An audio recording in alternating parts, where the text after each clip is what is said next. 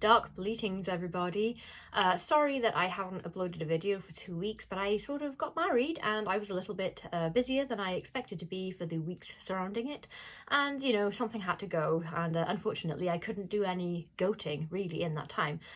But I'm back, and today I want to recommend some of my favourite apocalyptic fiction novels or books. So I was going to do a top 10, and then I decided actually I'm just going to do a top 4 so that I can talk for a little bit longer about like my top 4. And also we're going to start with some honourable mentions, because there are some apocalyptic fiction books or post-apocalypse books that always come up on everybody's lists. So I'm going to, you know, do a little honourable mention for them. Sorry, I'm a little bit excited because I'm talking about books, and you know me, I tend to start talking a bit too fast for my own good when I get like this. So without further ado,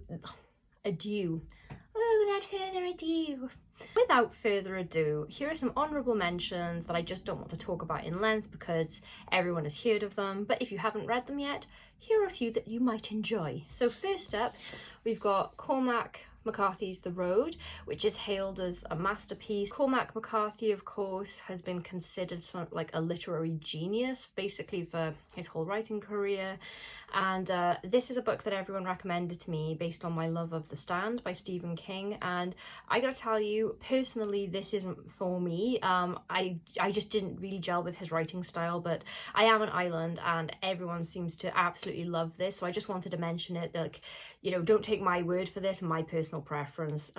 People love this book, so give this a go if you're looking for something a little bit sad and melancholy and, you know, end of worldy. Next in the honourable mentions, since I just mentioned it, let's go ahead and just get Stephen King's The Stand out of the way. This is one of my top 2 favourite Stephen King books of all time. It's you know, it's a beast. It puts people off reading it, but it's just so worth it. Once you actually get into the story, it really doesn't feel like you're reading like an epic sprawling tale. It's such a page turner of a book. It's got one of the, I'm out of breath.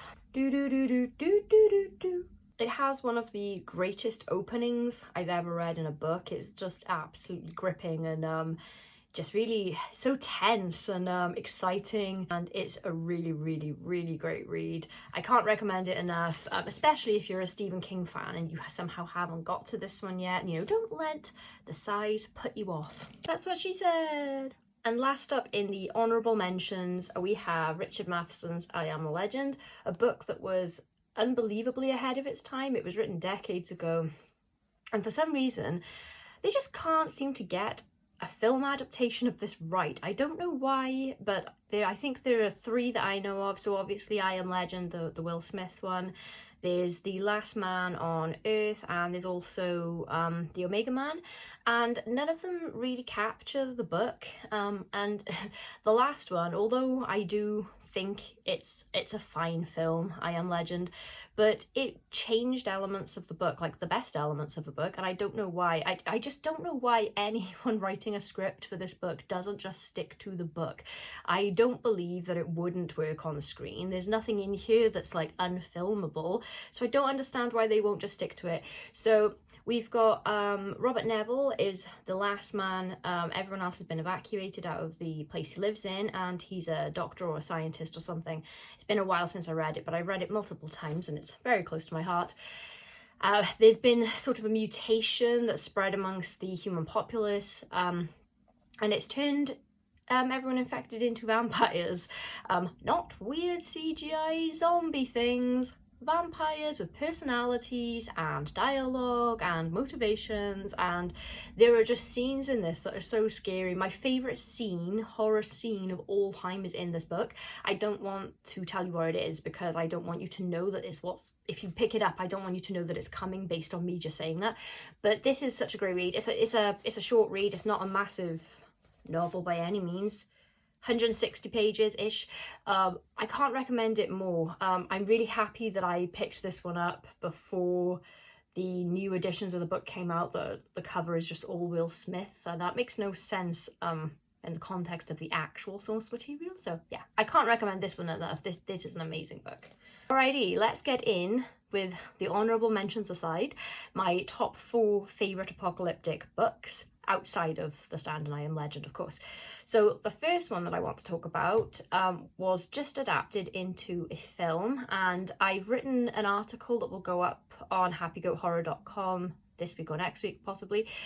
Same subject, but that's my top 10 apocalyptic fiction, and I picked a different book by this author for the list, and so I wanted to talk about this one here instead. And this book is The Cabin at the End of the World by Paul Tremblay. It's about a couple and their daughter Wen who go to stay in a little remote cabin as a little family holiday, and then it's in the middle of nowhere, and then these strangers turn up and start giving them this ultimatum, the worst ultimatum you could imagine, and they're basically held captive there by these people, and you really don't know what to make of them, what to make of what they're saying. The story could go one of two ways, or other ways, you're really not sure. So the way that Tremblay wrote this story really connected with me. He's one of those writers that I just absolutely love his writing style, and that's kind of like 70% of the battle for me with the book, is if I really enjoy the writing style, even if I don't end up loving the story, I will pick up another book by that author. Not the case with Tremblay. I love his writing, and I think his stories are really great. I love his plots. The plot of this is so unique. I've never seen anything like it before, and I really enjoyed the constant questioning, and you've got characters that sort of represent every side of like how you're thinking of what's going on. So yeah, you've got people voicing any conflicting thoughts you have about the narrative. So it's really, really great. It was adapted into a film by M. Night Shyamalan. They called it Knock at the Cabin. I will say that the book is far superior to the film. There are just things in the book that work much better on the page when you're reading it than worked on screen. There's a lot of conversation around like the nature of life and the world and what's potentially happening. And when you're reading it, it's really engrossing, but then when you're watching an hour of it on screen, I think it needed a little something else for the screen, I think. Also, Shyamalan decides what's happening in this story, whereas like there's a mystery to this, and Shyamalan very firmly pushes you in a particular direction, which I didn't like. I thought that that kind of ruined the mystique, and also I think it missed the point of the book. You can interpret this so many ways, and the film removes all of it. So if you've seen Knock at the Cabin and you decided that that really wasn't for you, I would recommend picking up the book instead. It would be such a shame for you to miss the source material story based on you not liking the movie so much. And if you did like the movie, I would confidently assume that you'll love the book, because in my opinion it is much better. So this is a really worthwhile read. Also, Survivor Song by Paul Tremblay, also really good apocalyptic fiction. Next up, we have an indie book by an indie writer that I've been absolutely obsessed with since his first novel, which was also an well, not apocalyptic, but to the people in it, it was. And it's The Finite by Kit Power. This has a different cover now. If you look on the Black Shuck Books website, they re-released it with a different cover. This is one of the OG copies, which I have, and I own everything by Kit Power. He's one of those indie writers that I have just made it my life mission to tell absolutely everyone about, because he's so good. I picked up a book of his called Breaking Point, which was a collection of 4 short stories that were all written from the first person, and they were such a good book. And I remember when I was reading that, I thought, this guy writes as well as Stephen King does. Why isn't everyone in the world reading him? And I stand by it. He's just getting stronger and stronger with every new book that comes out. But this one in particular, I love apocalyptic. I don't know what it is about the apocalypse, but I just love it in my books and my films. And this is about a father and daughter that have survived the end of the world, and now they're sort of holed up in their home, trying to avoid everyone on the outside. I don't want to tell you anything about it really, because it's a short book. This is more of like a novella length really, so it's a quick read, but don't go into it lightly. You know, brace yourself. It's so good. I can't recommend it strongly enough. And also, Kit Power has written some other apocalyptic fiction. He has another book called A Song for the End, which I also really recommend, and the plot of that one is so unique. It's a great time, but this one beats it as my favourite book in the genre by him, so that's why I've included this one in the list and not that one, but they're both really great. So The Finite, I definitely recommend picking this one up, and also A Song for the End, also great. Cup of tea. Next up, we have a book that I'm really excited to talk about because I am obsessed with it, and I'm quite obsessed with this writer's work in general as well. I think he is so talented. It is The Silence by Tim Leben, and you may know Tim Leben from such places as Everywhere in books. He's done and written so much stuff. I always find it amazing if I find someone who doesn't know Tim Leben. So he's the author of many original works. There's this, there's Relics, there's The Hunt, there's Coldbrook, The Last Storm, and then he also writes novelizations of movies like 30 Days of Night, and oh my god, I love that book. I actually wondered if I could sort of slip it into this list, but it's not apocalyptic. But oh my god, if you can find a copy of the 30 Days of Night novelization by Tim Leben, you have to have it. Even if you've seen the film 1,000 times and you know what's coming in the book is still so scary.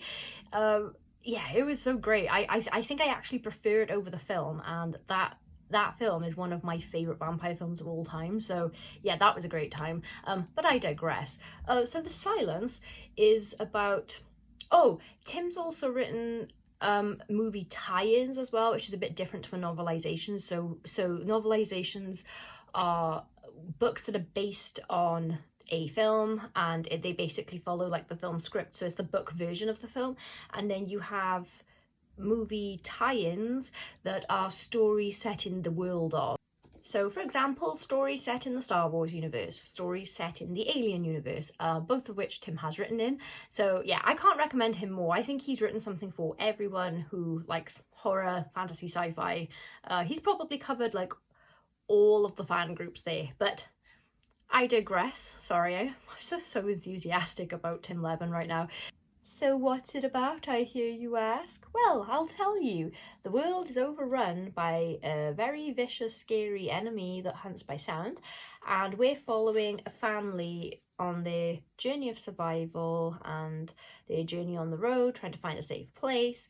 And this family has a little bit of an advantage in this particular scenario because the daughter of the family is deaf, and therefore the whole family can communicate with sign language. So in a world that's forced to be silent, that, you know, is a great plus. Now, I know what you're thinking. If you've seen A Quiet Place, you're thinking, well, that just sounds like a rip-off of A Quiet Place. And I have to tell you, because I feel really strongly that everyone in the world knows this, that this book came first. This book was written before A Quiet Place came out, and there was a movie adaptation of this on Netflix, which obviously didn't gather as much momentum as A Quiet Place did, because of course this was released on Netflix, and A Quiet Place had a cinematic release and therefore had a bigger marketing budget and all of that stuff. Now, I'm not saying that anyone involved in A Quiet Place read this book and then instead of buying the movie rights went ahead and wrote their own version of it. I would never say that, because I've got no basis for such a claim, and I'm just saying that that's what some people might think. Or it could just be a massive coincidence and someone else had the exact same idea for a premise that Tim Leben wrote here. So, once again, I am absolutely not claiming that anybody copied Tim Leben, but I'm just saying that if you're one of those people that thought, I'm not interested because that sounds like a different version of A Quiet Place, this was first. And also, if you haven't read the book, you're really missing out, because it is, oh my god, it is such a good book. It's such a good book. I did see the Netflix adaptation, which I did enjoy, and Stanley Tucci, I think that's how you say his name, and Kiernan Shipka star in that, and it's really great. I think the chemistry between all the actors is wonderful. All the performances are really wonderful. Tim Leben appears in it as a dead body for a split second, just kind of a blink and you miss it kind of thing, but he is there. So I think that the book is really worthwhile. This is one of those stories that it was just such a page turner for me. I couldn't put it... My cats are trying to break into my office. Sorry, I had to deal with some noisy cats there. They really do not like it when I shut this door, but then when I open it, they don't want to come in. So, sorry. Anyway, I was really, really obsessed with this when I read it. I couldn't put it down, and I think I may have read this in a day, if I recall. And it was one of those books that was so good that when I put it down, I felt miserable. And then I looked at my shelves for my next read, and I didn't want to pick anything up because I thought, well, anything I pick up right after this is going to be disappointing because I enjoyed this so much. The family dynamic is great. I think that Tim Levin writes really, really authentic characters. They feel really real, and I loved everyone in this. And then you've got your main threat, so you sort of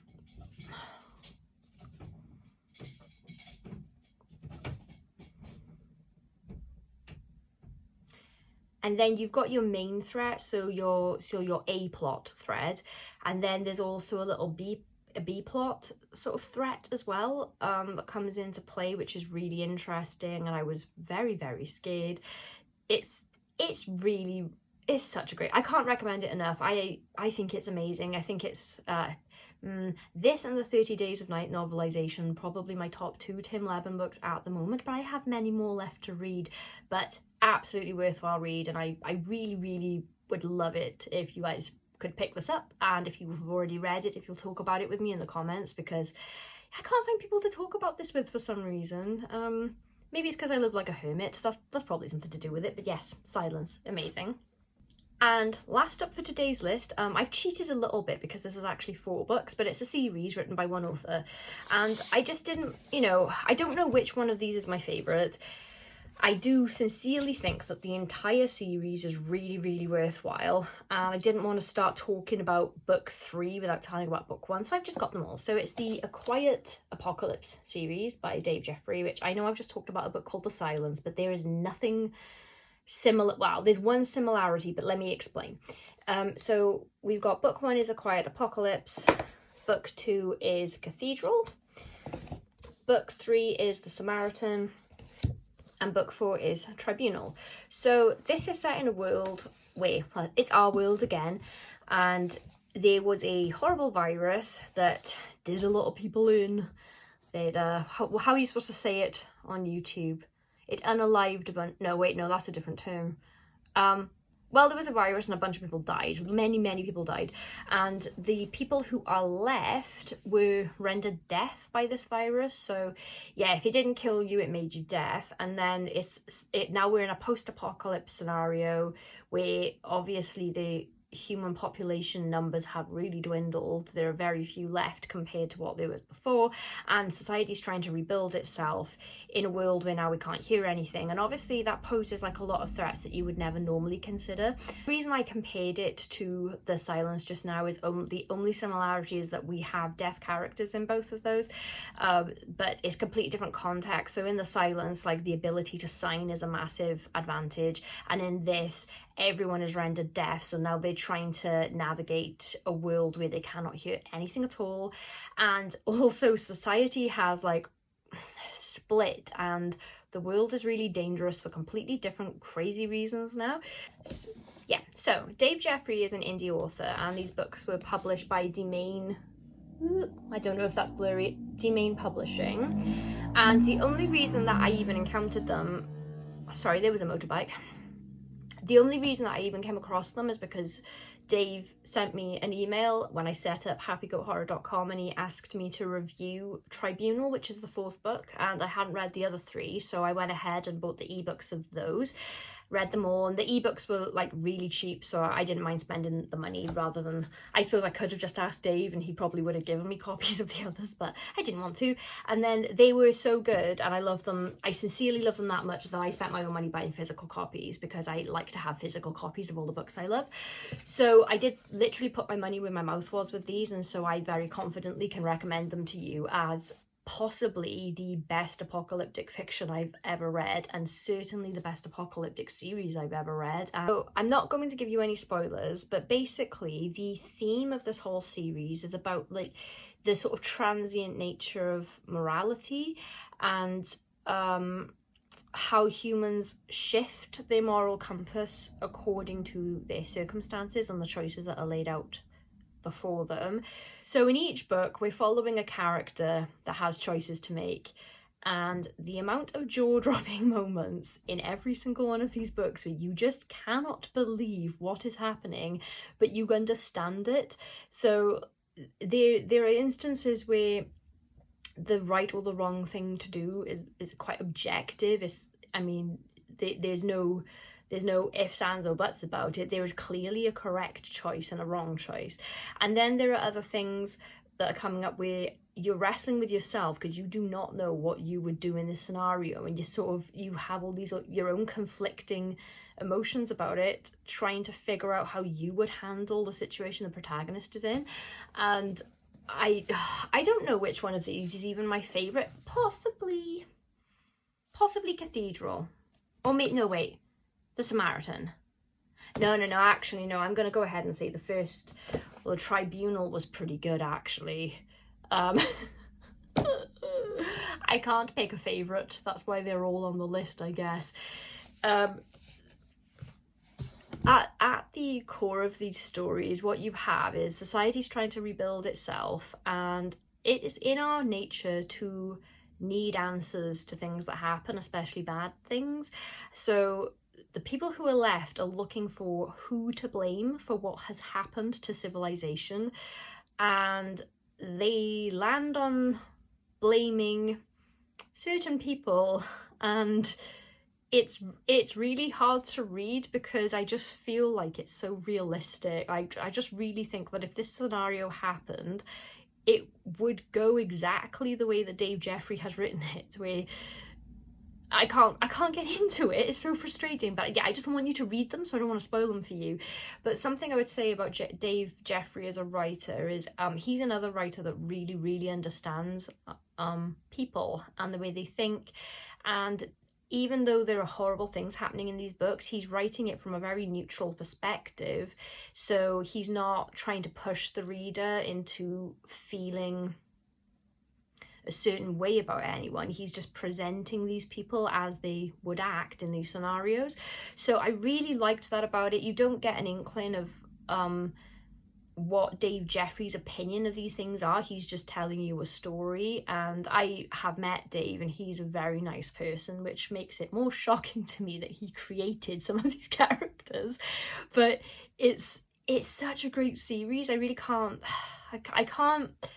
recommend it enough. Yeah, if you pick up A Quiet Apocalypse and you really enjoy it, definitely buy the rest, definitely, because the quality of the writing and the storytelling and everything just keeps going up from there, in my opinion. I think it's a great series. It's really different. It's a really sort of different kind of apocalyptic story to read than what we're used to. I think most of the apocalyptic fiction I've read, there's an abundance of zombies. You'll notice that there are no zombie stories on this list, despite my absolute obsession with them. And that's just because they haven't cracked my top few books, I guess. Quiet Apocalypse is quite a unique scenario, I think, so I really enjoyed it.